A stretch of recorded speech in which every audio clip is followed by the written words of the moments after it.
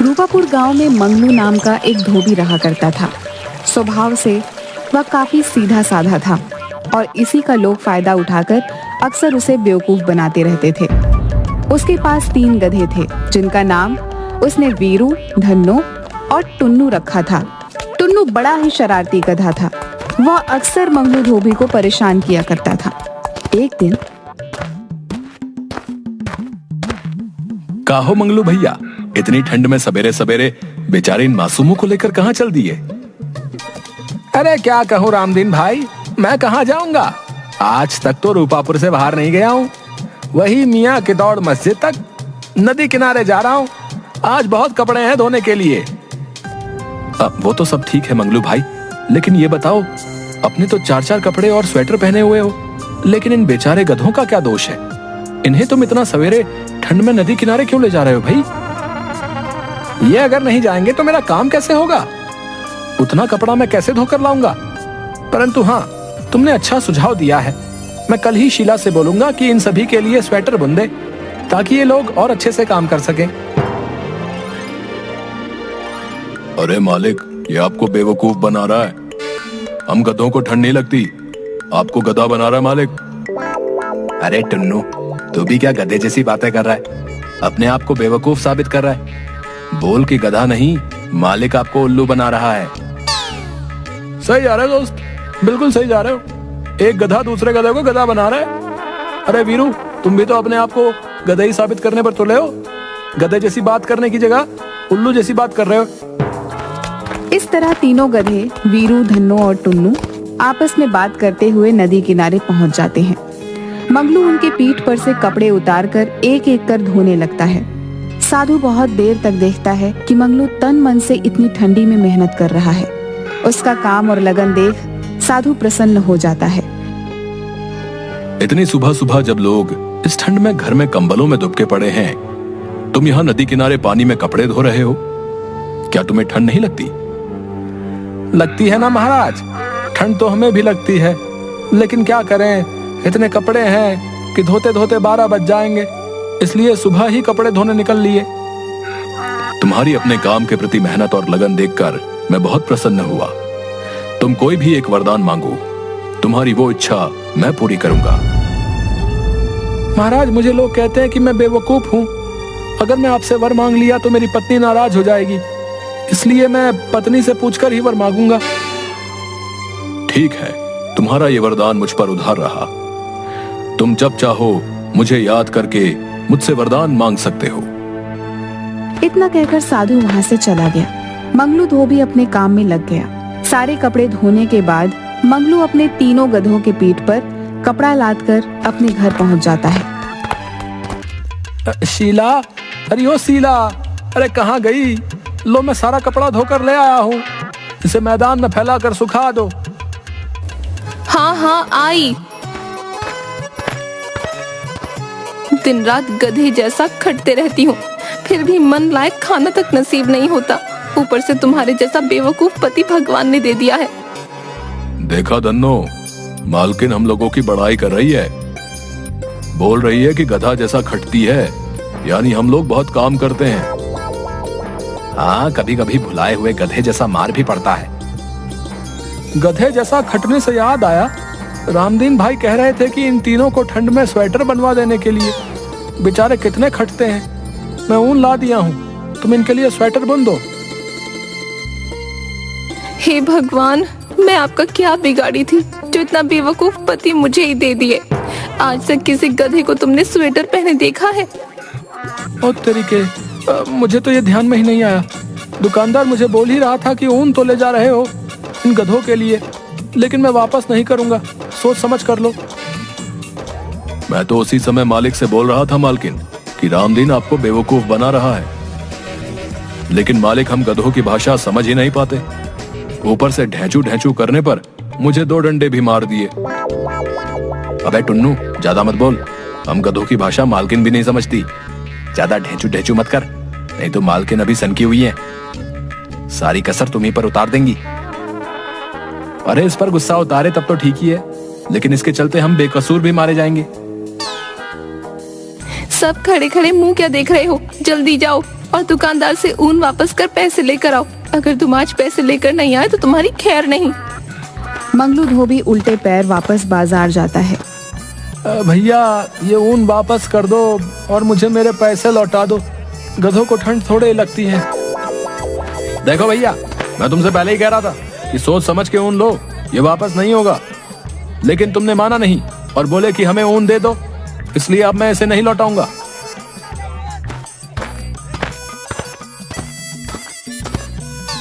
मंगलू धोबी ऊन लेकर वापस घर पहुंचता है। उसके हाथ में ऊन देखकर शीला का गुस्सा 7वें आसमान पर पहुंचता है। वह मंगलू धोबी को खूब खरी खोटी सुनाती है। अरे क्या हुआ शीला, क्यों बेचारे मंगलू को भला बुरा कह रही हो? ये इतना बुद्धू है कि कोई भी इसे बेवकूफ बना देता है। रामदीन भैया के कहने पर गधों के लिए इतना सारा ऊन ले आया और स्वेटर बुनने को बोल रहा है। वैसे 4 गधों के लिए ऊन थोड़ा कम है। पर हमारे पास तो 3 ही गधे हैं। अच्छा, गांव के सभी लोग इसको गधा बनाते हैं और तू अभी भी इसे आदमी ही मान रही है। ठीक है, चलता हूँ। वैसे इस गधे से 3 गधे ज्यादा स्मार्ट हैं।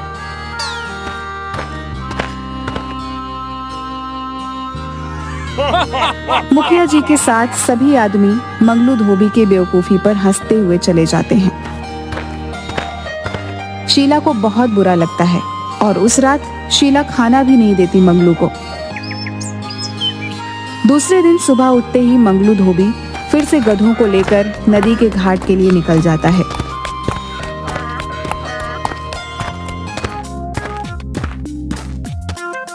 क्यों भाई, गधों को स्वेटर नहीं पहनाया है क्या? क्यों सवेरे सवेरे मजाक उड़ा रहे हो भैया? वैसे ही कल तुमने ऊन नहीं लौटाया, इस कारण मुझे रात में खाना तक नसीब नहीं हुआ। ऐसे ही मेरा मन खराब है। इन गधों के चलते मैं हमेशा सबसे सुनता रहता हूँ। देख रहे हो ना वीरू भैया, मालिक अपना दोष हम गधों पर लाद रहे हैं। क्या करोगे टुन्नू, हम गधों की किस्मत में गधों जैसा ही जीना और गधों जैसा ही मरना लिखा है। देखो मंगलू भाई, मैं एक सुझाव दे रहा हूँ, अगर ठीक लगे तो कर लो, नहीं तो इन गधों के जैसे जिंदगी भर जीना पड़ेगा। हाँ भैया बताओ ना, हम भी इस गधे जैसी जिंदगी से तंग आ गए हैं। दिन भर काम करो, शाम को जाकर बीवी से डांट सुनो, बस यही जिंदगी रह गई है। तो सुनो, इन गधों को बेचकर एक बड़ा सा वॉशिंग मशीन ले आओ। उसमें तुम्हें कपड़ों को धोने में मेहनत भी नहीं पड़ेगी और ना ही सुखाने में, बल्कि जो टाइम मिलेगा उसमें तुम दूसरे काम भी कर सकते हो। कब तक बेवकूफ बने रहोगे? होशियार बनो, होशियार, समझे? बात तो पता है कि कह रहे हो भैया, मैं आज ही इन्हें बेचकर शहर से वॉशिंग मशीन लेकर आता हूँ। वैसे भी काम करते करते अब मैं थक चुका हूँ। वीरू भैया, कह दो इनसे हमें बेचने की कोशिश ना करें। मैं दुलत्ती उलत्ती मार दूंगा तो फिर ना कहना। अरे अरे अरे, गुस्सा नहीं करते टुन्नू भाई, अब मालिक जो चाहे वो कर सकता है। हो सकता है हम लोगों को इससे भी अच्छा मालिक मिले। अब ये तो उनकी मर्जी है, हम लोग तो गुलाम हैं। यहाँ भी काम करना है और वहां भी काम करना है। इतना गुस्सा अच्छा नहीं। बात तो तुम ठीक कह रहे हो वीरू भैया, लेकिन हमें चिंता इस बात की है कि हमारे मालिक बेवकूफ हैं, जल्दी दूसरों की बातों में आ जाते हैं, आगे पीछे सोचते नहीं। अगर वॉशिंग मशीन लेंगे तो गांव में बिजली है तो नहीं, फिर उसे चलाएंगे कैसे? मंगलू धोबी बिना सोचे समझे यह सोच कर कि दुकानदार की बातों में दम है, अब हम भी मॉडर्न धोबी बन जाएंगे और कम समय में बिना ज्यादा मेहनत के ज्यादा से ज्यादा पैसा कमाएंगे। यही सोचकर मंगलू धोबी अपने गधों को एक धोबी को बेचकर उन पैसों से शहर से बड़ा सा वॉशिंग मशीन लेकर सीधा अपने घर चला आता है। घर पहुंचते ही उस बड़े सी वॉशिंग मशीन को देखने के लिए पूरा गांव मंगलू धोबी के घर पर उमड़ पड़ता है। मंगलू धोबी अपने बेटे बबलू को पैसे देकर हलवाई की दुकान से लड्डू मंगवाता है और सारे गांव वालों को बांटता है। अरे वाह मंगलू, तुमने तो कमाल कर दिया भाई। हमारे गांव में पहली वॉशिंग मशीन है जिसे तुम खुद खरीद कर लाए हो। अब हम लोग भी शान से कहेंगे कि हमारी धोबी हमें मशीन में कपड़े धोकर और सुखा कर देता है। मंगलू धोबी ने हमारे गांव का नाम रोशन कर दिया। अगल बगल 200 गांव में किसी के पास वॉशिंग मशीन नहीं है। ये हमारे गांव की उपलब्धि है, उपलब्धि। अतः हम सब मुखिया जी से आग्रह करते हैं कि मंगलू धोबी को एक शॉल गिफ्ट कर उसे सम्मानित किया जाए। मुखिया जी दुकानदार से एक शॉल मंगवाकर मंगलू धोबी को सम्मानित भी करते हैं। मंगलू धोबी सहित उसके परिवार का सीना आज चौड़ा हो गया था, क्योंकि आज पूरा गांव उसकी जय जयकार कर रहा था। मंगलू धोबी एक लंबा चौड़ा भाषण दे डालता है। आदरणीय मुखिया जी, गांव के सम्मानित लोग और हमारे गांव के साथियों, जैसा कि आप लोग जानते हैं कि जीवन भर मुझे बेवकूफ धोबी के नाम से नवाजा गया, लेकिन आज वही लोग मुखिया जी सहित हमारी सोच को सलाम करते हुए हमारी जय जयकार कर रहे हैं। अंत में मैं गांव वासियों से यही कहना चाहूंगा कि कोशिश करते रहने से हमारे जैसे बुद्धू बेवकूफ आदमी भी अपनी सोच की बदौलत गांव की शान बन सकते हैं। आप लोग भी गांव को आगे बढ़ाने के लिए हमारी जैसी सोच पर अमल कर गांव को तरक्की के रास्ते पर आगे बढ़ाएं। जय रूपापुर की जनता। भाई वाह, हमें आज तक नहीं मालूम था कि अपना बेवकूफ समझे जाने वाला मंगलू धोबी इतनी सरलता से सटीक भाषण दे सकता है। गांव के युवाओं को मंगलू धोबी से इंस्पायर होने की जरूरत है भाई। एक बार फिर से मंगलू धोबी को गांव के लिए उपलब्धि पर तहे दिल से शुक्रिया। भाइयों एवं बहनों, अब मुखिया जी वॉशिंग मशीन का स्विच दबाकर उद्घाटन करेंगे। कृपया आप लोग जोरदार तालियों से मंगलू धोबी की इस उपलब्धि का स्वागत करें। ला भाई, एक नारियल पहले फोड़ दूं, उसके बाद स्विच ऑन कर वॉशिंग मशीन चलाएंगे। 1 मिनट रुक जाइए मुखिया जी। हम सब वॉशिंग मशीन गांव में आने की खुशी में ये भूल गए कि हमारे गांव में तो बिजली अभी आई ही नहीं है, तो फिर वॉशिंग मशीन चलेगी कैसे?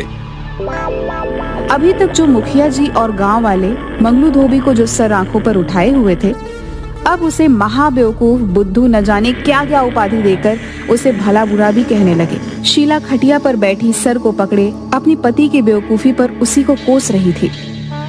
भाई, गधा जब घोड़ा बनने की कोशिश करता है तब ऐसे ही सब लोगों के ताने सुनने पड़ते हैं, समझे? मंगलू भाई, एक सुझाव और मान लो, गांव में बिजली ला दो। मंगलू भाई, संभल कर, ये मजाक कर रहा है। क्या हुआ शीला, तुम सर पकड़कर क्यों बैठी हो? जिस घर में 4-4 गधे हों, उस घर की मालकिन की स्थिति समझी जा सकती है। 4 नहीं, 5 गधे, क्योंकि गधे की बीवी भी गधी ही होती है। सभी गांव वाले हंसने लगते हैं। गांव वालों के ताने से बचने के लिए मंगलू धोबी पूरे परिवार के साथ नदी किनारे जाकर उदास बैठा रहता है। तभी वहाँ पर वही साधु आता है जिसने कहा हुआ रहता है कि तुम्हारा एक वरदान मेरे पास उधार है। क्या हुआ बालक? इस तरह एकांत में सपरिवार उदास बैठने का कारण जान सकता हूँ क्या?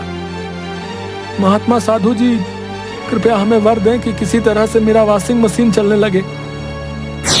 ये लो बच्चा त्रिशूल, इसे मशीन में लगा देना। ये सूर्य, तारों और ग्रहों से एनर्जी लेकर वॉशिंग मशीन चलाएगा। जा बच्चा, कल्याण हो जाएगा, जा। मंगलू धोबी की इच्छा के अनुसार साधु वर देकर चला जाता है। गांव लौटकर मंगलू वॉशिंग मशीन में त्रिशूल फिट कर देता है और स्विच ऑन करता है। वॉशिंग मशीन चलने लगती है। उसकी आवाज सुन गांव के लोग इकट्ठे हो जाते हैं। भाई मंगलू, मुझे माफ कर दो। तुमने वॉशिंग मशीन चलाकर सचमुच साबित कर दिया कि गधे तो हम मजाक उड़ाने वाले रह गए। तुम तो घोड़ा बन हमसे कहीं आगे निकल गए भैया। मंगलू, हम आज सचमुच शर्मिंदा हैं। तुम हम लोगों से कहीं अधिक होशियार हो। आज मंगलू और उसके परिवार ने साबित कर दिया कि ये हमारे गांव के रत्न हैं, रत्न। मैं तो यूं ही नेता हूँ। गांव के असली नेतृत्व करने वाला नेता तो हमारा मंगलू है। मंगलू धोबी का अब गांव में रौब हो जाता है। वो जहाँ जाता है सेलिब्रिटी की तरह उसका स्वागत होता है। अगल बगल के गांव में उसकी स्पीच सुनने के लिए हजारों की भीड़ लग जाती है। अब गांव के साथ साथ नजदीक गांव के कई रईस परिवार उसके ग्राहक हो जाते हैं और मशीन से धुला कपड़ा पहनने में शान महसूस करने लगते हैं। धीरे धीरे मंगलू धोबी अमीर हो जाता है। दूसरे गांव के शातिर चोर खिरजू और बिरजू एक दिन मंगलू की वॉशिंग मशीन चोरी कर लेते हैं। दूसरे दिन गांव में हाहाकार मच जाता है। गांव की शान वॉशिंग मशीन की चोरी हो गई थी। कुछ महीनों में फिर से मंगलू के परिवार की स्थिति पहले जैसी हो जाती है। खिरजू, हमने मशीन तो चोरी कर ली, पर ये चलेगा कैसे? साला, हम लोग 3 महीने से इसे चलाने की कोशिश कर रहे हैं। त्रिशूल को लगता है घुमाना पड़ेगा। रुको, आज मशीन हम चला कर रहेंगे। जैसे ही त्रिशूल खिरजू घुमाता है, वॉशिंग मशीन का ढक्कन ओपन हो जाता है और खिरजू एवं बिरजू दोनों को अंदर खींच लेता है और उन्हें गोल गोल घुमाना शुरू कर देता है। अरे बाप रे, अरे कोई बचाओ हमें, अरे अरे उल्टी हो रही है, अरे चक्कर आ रहा है, अरे कोई तो रोको इस मशीन को।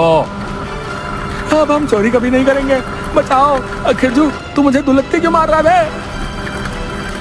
अरे मैं क्यों मारूंगा, अरे हमें तो उत्तर दक्षिण पूरब पश्चिम सब एक लग रहा भैया। अरे बस करो मशीन देवता, अरे मैं तुम्हें मंगलू धोबी के यहाँ खुद लेकर जाकर रख दूंगा। अबे बिरजू तू भी कुछ बोलेगा या सिर्फ मैं ही माफी मांगता रहूं? हाँ मशीन देवता, हम दोनों मंगलू धोबी से नाक रगड़ कर माफी मांगेंगे। चोरी तो दूर, अपना सामान भी 4 बार सोच कर छुएंगे। तभी एकाएक वॉशिंग मशीन रुक जाती है। खिरजू और बिरजू दोनों इलाज कराने के बाद तुरंत मंगलू के घर वॉशिंग मशीन लेकर पहुंचते हैं और उनसे माफी मांगते हैं। दोनों को पुलिस ले जाती है। गांव में फिर से बाहर आ जाती है। मंगलू धोबी की स्थिति फिर से अच्छी हो जाती है, लेकिन और धोबियों की हालत खराब हो जाती है। मंगलू को ये अच्छा भी नहीं लग रहा था। एक दिन फिर वह नदी किनारे से गुजर रहा था कि वही साधु फिर से उसे मिलता है। कैसे हो बच्चा? आपकी कृपा से सब अच्छा चल रहा है बाबा, लेकिन अगर हमारी तरह सबका अच्छा होता तो बहुत अच्छा होता। तुम कहना क्या चाहते हो? किसी तरह हमारे गांव में भी बिजली आ जाती तो अच्छा रहता। मैं जानता हूं बच्चा, तुम्हारे जैसा सबके बारे में अच्छा सोचने वाले की ही संसार को जरूरत है। जाओ बच्चा, कल्याण हो।